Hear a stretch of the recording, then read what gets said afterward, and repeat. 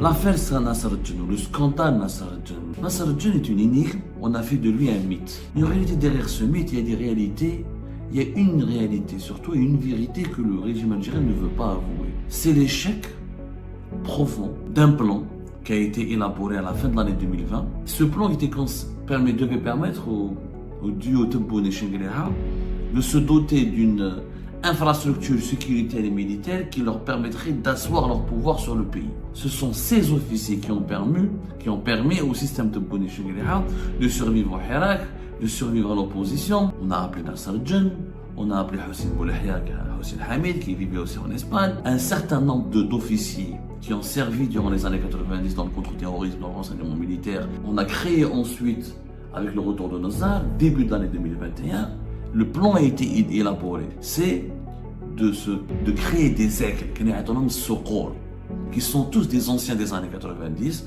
tous des noms connus. On leur donnait des postes de décision importants au sein des appareils sécuritaires, renseignement militaire, renseignement intérieur notamment, pour ensuite gérer le Hirak, gérer l'opposition algérienne et permettre à Saïd Chengueleha et à Tebboune d'asseoir leur domination, de contrôler le pays. Les puissances étrangères, le Maroc, la France, l'OTAN, tout ça, Chengueleha et Tebboune khafou. Nous, pour survivre au Hirak, il nous faut des aigles. L'affaire Nasser-Al-Djen, le scandale Nasser-Al-Djen, ou la méga polémique sur les circonstances de la fuite et d'arrestation de Nasser-Al-Djen, l'énigme Nasser-Al-Djen, voilà, a suscité beaucoup de questions et les Algériennes et les Algériens sont en droit, bien sûr, d'obtenir des réponses parce qu'ils ne comprennent pas comment leur pays fonctionne. Ils ne comprennent pas comment des dirigeants puissants peuvent tomber du jour au lendemain, soit déchus, ensuite ils disparaissent, certains se retrouvent en prison, d'autres sortent de prison, ils sont promus. Les Algériens et les Algériens sont totalement perdus, désorientés. Ils ne comprennent pas comment la mécanique infernale de construction et de destruction des décideurs qui est mise en service par le régime algérien. Nasser-Al-Djen est une énigme, on a fait de lui un mythe. Mais en réalité, derrière ce mythe, il y a des réalités, il y a une réalité surtout et une vérité que le régime algérien ne veut pas avouer. C'est l'échec profond d'un plan qui a été élaboré à la fin de l'année 2020 et qui était censé permettre au nouveau régime post-Gaïd Salah, pas post-Bouteflika, parce qu'après le Hirak, on a eu le régime Gaïd Salah, après la mort de Gaïd Salah, on a eu le régime post-Gaïd Salah. Ce plan devait permettre au duo Tebboune et Chengueleha de se doter d'une infrastructure sécuritaire et militaire qui leur permettrait d'asseoir leur pouvoir sur le pays. Et ce plan devait fournir à Saïd Chengueleha et Tebboune des officiers supérieurs et des généraux qui devraient leur être totalement fidèles et loyaux et qui devait leur permettre d'être protégés et de s'assurer du contrôle absolu sur le pays. Et ce plan a échoué puisque ces officiers, il n'y a pas que Nasser-Al-Djen, je vous en parlais, ont fini par être relevés de leurs fonctions, ont fini par se disputer eux-mêmes ou par se brouiller eux-mêmes avec l'entourage de Tebboune, avec l'entourage de Chengueleha, ont fini par être placés sous surveillance, placés sous enquête, et éjectés du pouvoir, alors que de 2021 à 2024, ce sont ces officiers qui ont permis au système de Tebboune et Chengueleha de survivre au Hirak, de survivre à l'opposition, d'asseoir un pouvoir, une répression absolue, je dis bien une répression absolue, à l'encontre de la société civile et de toutes les voies discordantes et divergentes du pays. Pour que vous devez bien comprendre. Nasser-Al-Djen, on a fait de lui un mythe. C'est vrai que Nasser-Al-Djen est une légende. Il a construit sa légende dans les années 90. Une légende sinistre pour les uns, parce qu'il est associé au dérapage, au crime et aux dérives meurtrières des années 90. Une légende positive pour les autres, parce qu'il est associé aux brillantes victoires contre les groupes islamistes armés des années 90. C'est selon comment se retrouve Nasser-Al-Djen est perçu comme une légende selon l'appartenance idéologique et politique et le rôle que chacun a joué durant les années 90.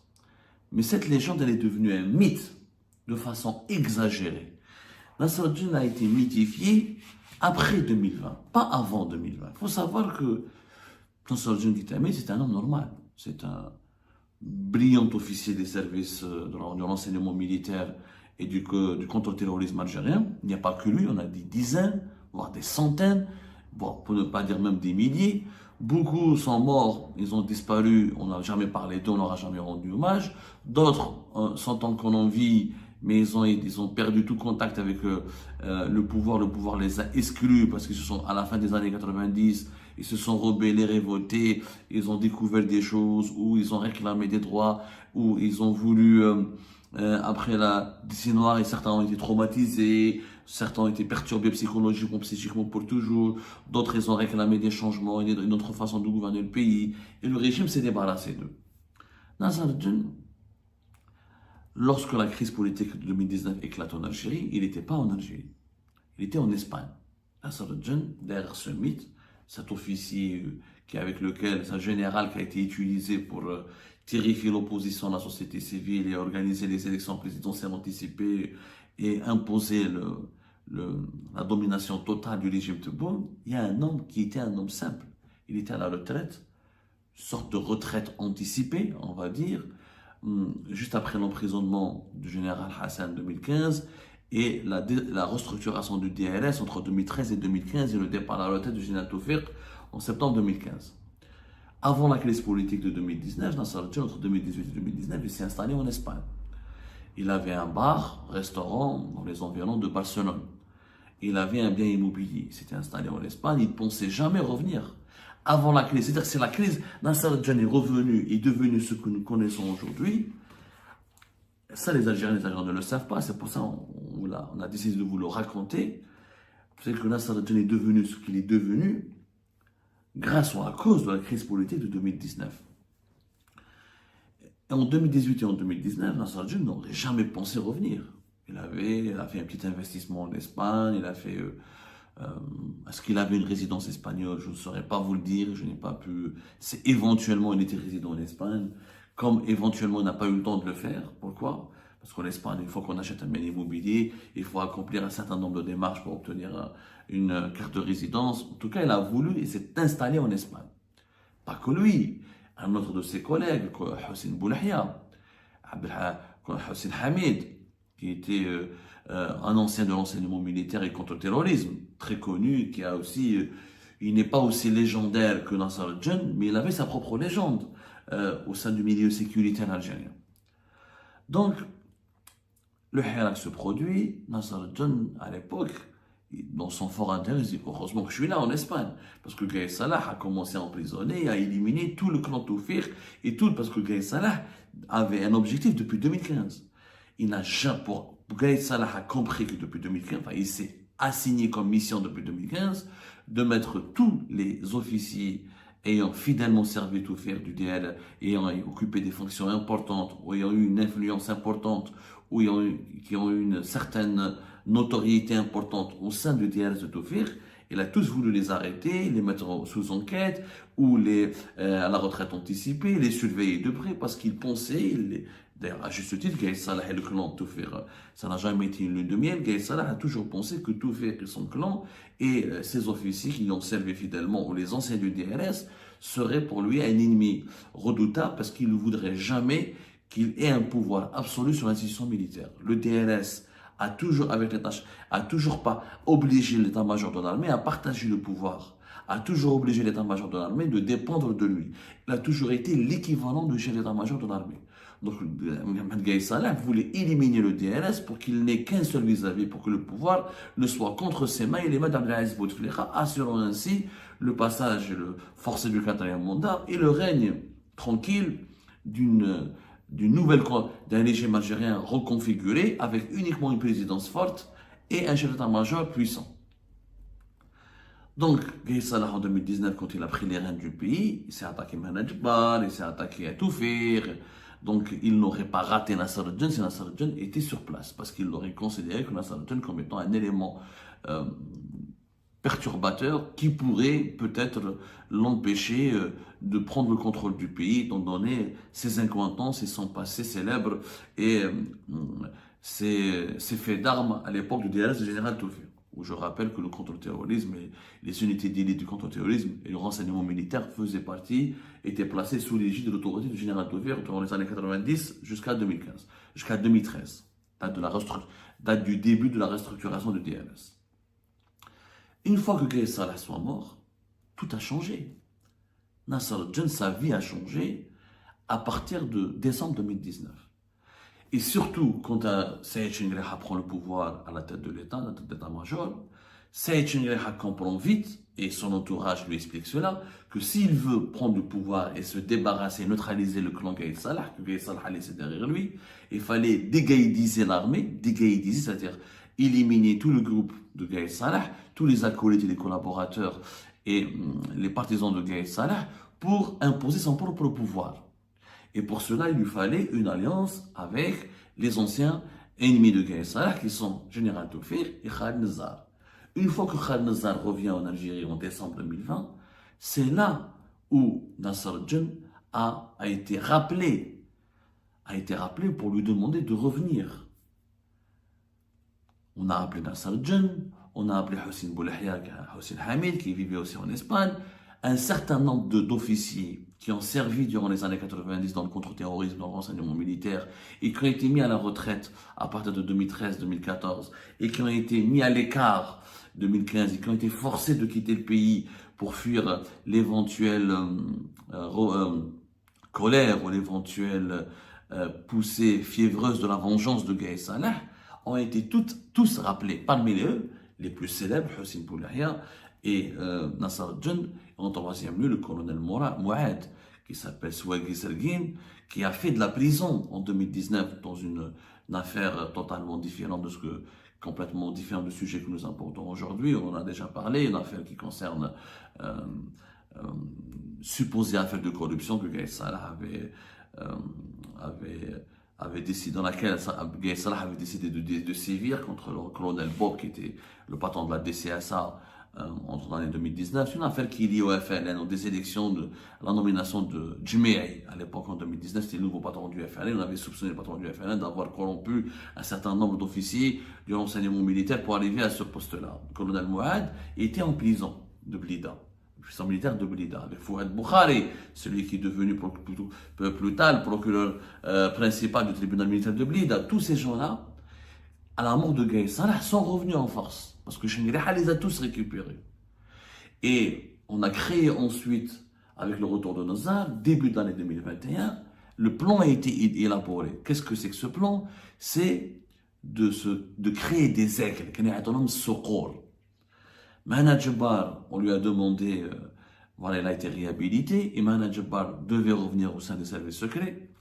Bon, c'est Mahna Djebbar qui a appelé Nasser al-Djinn et qui lui a dit rentre d'Espagne, arrête de déconner, ton avenir c'est pas s'occuper d'un restaurant, de vivre en Espagne, reviens en Algérie, reviens travailler avec nous. Travaillez avec nous dans quel cadre? On lui avait promis un poste de décision. Le plan qui a été initié fin décembre 2020, début de l'année 2021, était de créer des aigles, Soqor, qui sont tous des anciens des années 90, tous des noms connus dans le contre-terrorisme. On leur donnait des postes de décision importants au sein des appareils sécuritaires, renseignement militaire, renseignement intérieur notamment, pour ensuite gérer le Hirak, gérer l'opposition algérienne et permettre à Saïd Chengraiha et à Tebboune d'asseoir leur domination, de contrôler le pays. Saïd Chengraiha, les proches de Toufir, a compris que lui, il n'aura pas de force, il n'aura jamais une force de frappe, il n'aura jamais une pérennité, il ne pourra jamais construire son pouvoir et assurer son contrôle de l'état-major de l'armée s'il ne fait pas alliance avec les anciens des années 90, avec les anciens officiers et les anciens membres importants du clan Toufir. Ensuite, c'est lui qui a convaincu Abdelmajid Tebboune en lui disant si tu veux qu'on construise, si tu veux qu'on survive aux crises politiques, aux troubles politiques du pays, et si tu veux qu'on enterre le clan Gaye Salah et qu'on domine totalement l'Algérie et que notre pouvoir soit vraiment fort et incontestable et qu'on contrôle réellement le pays, on a besoin de ces gens-là, on a besoin de confier les appareils sécuritaires à des anciens des années 90 qui ont des noms, qui ont une réputation, qui ont une influence, qui ont du parcours et qui ont de l'expérience dans la gestion des crises politiques et sécuritaires. Parce que le Hirak, le retour du Hirak, en 2021, après la pandémie de la Covid-19, contrairement à Gaye Salah qui percevait le Hirak comme étant un mouvement politique, populaire politique, comme un risque politique, comme un adversaire politique, le régime Tebboune Chengerha a perçu le Hirak comme un adversaire sécuritaire, comme une crise sécuritaire. Pour eux, le Hirak va aboutir à des émeutes, à des contestations. Ils pensaient pas que le Hirak, ils n'ont jamais cru. Ils ont pensé que le Hirak était manipulé par des islamistes. Ensuite, on lui a inculqué que le Hirak va être manipulé depuis la Kabylie par des séparatistes, les puissances étrangères, le Maroc, la France, l'OTAN, tout ça. Nous, pour survivre le Hirak, il nous faut des aigles, des aigles. C'est-à-dire des gens qui soient impitoyables, qui maîtrisent les méthodes de la répression, qui n'ont pas froid aux yeux, qui exécutent les ordres sans rechigner, qui sont prêts à neutraliser les mouvements dissidents, les mouvements d'opposition, qui sont prêts à réprimer, qui sont prêts à persécuter, qui sont prêts à négocier, qui peuvent imposer l'autorité et qui peuvent inspirer la peur aux opposants et aux partisans du Hirak et aux acteurs du Hirak. C'est pour ça qu'on a identifié Mouad, Hossein Boulahia et Nasser al-Jan, qui sont tous les trois des as du contre-terrorisme.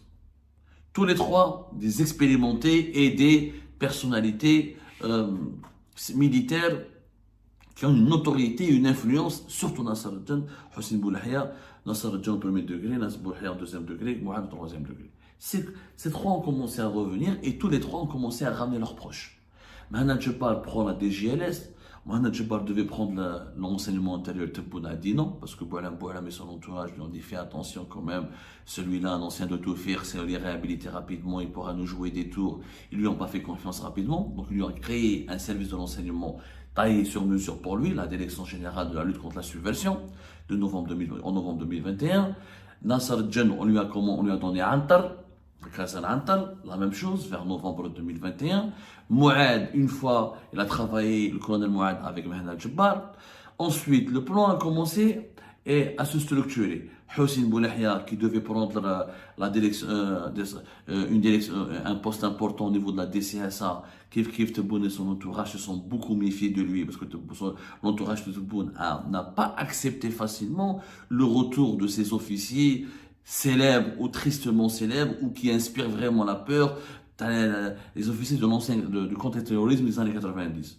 Donc on a commencé à les intégrer petit à petit. Ensuite, Boulahia, au lieu de le mettre à le renseignement militaire, ils l'ont mis à la DDSE, renseignement extérieur. Ensuite, quand Mohamed Jebbar, après septembre 2022, le renseignement extérieur, il l'a ramené avec le colonel Mouad, qui est devenu son principal bras droit. Et Nasser al-Jan, il a grimpé les échelons petit à petit. Il est devenu général vers 2023. Ensuite, 2024, il a atteint le sommet qui est la direction de la DGSI, pour devenir le patron de l'enseignement intérieur. Pendant ce temps-là, Mohamed Jebbar est resté de 2022-2024 le patron de la DDSE, et c'est comme ça que Tebboune et Chengerha se sont construits une infrastructure sécuritaire militarisée. Alors que d'habitude, l'enseignement extérieur et le renseignement intérieur est dirigé par des personnes qui sont issues de ces deux boîtes, de ces univers-là. Ils ont le statut militaire, mais ils viennent de ce monde-là. Le monde du renseignement intérieur et du renseignement extérieur est totalement différent du monde du renseignement militaire. Le renseignement militaire, c'est le contre-terrorisme, c'est les actions de terrain, c'est la bagarre, c'est vraiment de la brutalité, c'est les opérations dans le maquis, c'est le contrôle de l'armée, c'est vraiment des guerriers, ces gens-là. Nasser al-Jan, Hossein Boulahia, Mouad, c'est des guerriers. Alors que d'habitude, le renseignement intérieur et le renseignement extérieur est dirigé par les enfants de ces deux boîtes-là, qui sont des cerveaux du renseignement. Le renseignement, faire du renseignement, faire de la guerre, c'est deux choses différentes. Mais bon, il y a eu des contestations, il y a eu des problèmes internes. Cela, c'est pas notre sujet. Et en tout cas, les trois officiers ont pris le pouvoir. Le Mohamed Jebbar a pris son pouvoir. Et Tebboune et Chengerha les ont utilisés. Les aigles, ils les ont utilisés. Le Hirak a été dominé. L'opposition a été divisée, a été complètement écrasée. Les journalistes indépendants se sont exilés. La presse a été domestiquée. Les élections présidentielles anticipées se sont bien déroulées. Tebboune dans son deuxième mandat. Une fois que le deuxième mandat a été acquis pour Tebboune, on a commencé à se débarrasser de ces aigles. Pourquoi? Parce que ces aigles ont commencé à devenir dangereux pour Tebboune et Chengerha lui-même. Nasser al-Jan est devenu puissant, général et patron d'un DGSI, il a son clan, il a ses partisans, il est jeune, il a moins de 60 ans. Mouad Kif, il a moins de 60 ans. Hossein Boulahia, la même chose, c'est la même génération. Ils sont 12, ils ont construit des réseaux, ils ont fait des troupes, ils ont accumulé, ils ont accédé à des dossiers. Donc tout le monde est devenu puissant. Ces lois-là sont devenus puissants.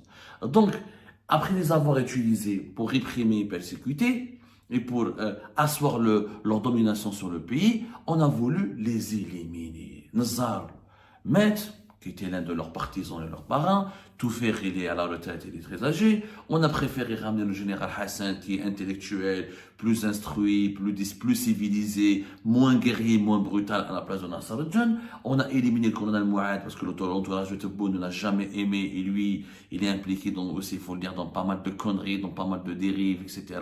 Donc il était très contesté, donc on l'a mis à l'arrêt. Hossein Boulahia, on l'avait mis à l'arrêt bien avant. Et donc, les aigles, on les a utilisés.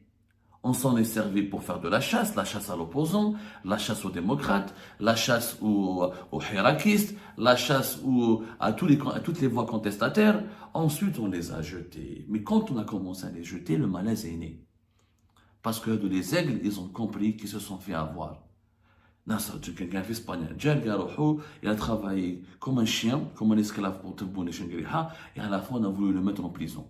La même chose pour Mouad qui a été emmerdé et on a voulu lui coller toutes les étiquettes et on a propagé sur lui toutes les rumeurs. La même chose pour Hossein Boulahia. Imhan Jabba, il a été mis à l'écart de façon humiliante. Il était malade, il s'est fait opérer. On n'a même pas entendu qu'il puisse se rétablir, etc.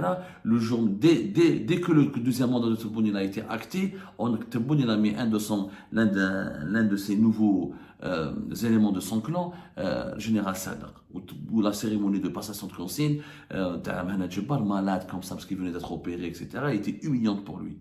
Donc, Tebboune et Shengriha ont commencé à se débarrasser de tout ce groupe qui a été instrumentalisé, et ce groupe a cru naïvement que les aigles, ils ont cru naïvement qu'après avoir servant Tebboune et Shengriha, ils finiront eux-mêmes par leur succéder, ils finiront par eux-mêmes par devenir des décideurs influents et des décideurs importants et reprendront leur flambeau. On n'a pas voulu qu'ils reprennent les flambeaux parce qu'on ne leur fait pas confiance. On ne leur a jamais fait confiance.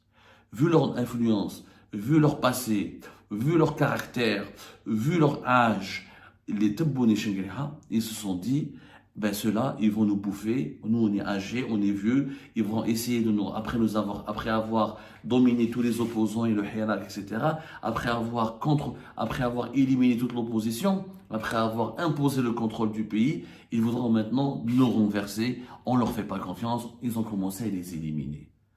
L'affaire Nasser al-Jan, elle ne peut pas être comprise, ni analysée, ni commentée, ni appréhendée si on ne la lie pas à l'échec, à ce plan de l'échec du retour des aigles. Eh ben, c'est la fin de cette vidéo, les amis. Je vous remercie comme d'habitude pour avoir suivi jusqu'à la fin. N'oubliez pas de nous laisser vos commentaires et vos réactions sur la vidéo et de vous abonner à la chaîne si vous n'êtes pas encore abonné. Et merci aussi pour vos commentaires et vos discussions très animées dans la section des commentaires. Donc, vous n'oubliez jamais de décortiquer bien un sujet sur tous les points qui ont été abordés dans la vidéo et ça fait vraiment plaisir quand moi-même je ne fais pas de commentaires, je m'appuie sur vous pour que vous puissiez bien expliquer les choses et en faire des discussions civilisées et dans tout le respect possible. Donc voilà, merci beaucoup et à la prochaine dans une nouvelle vidéo. Au revoir.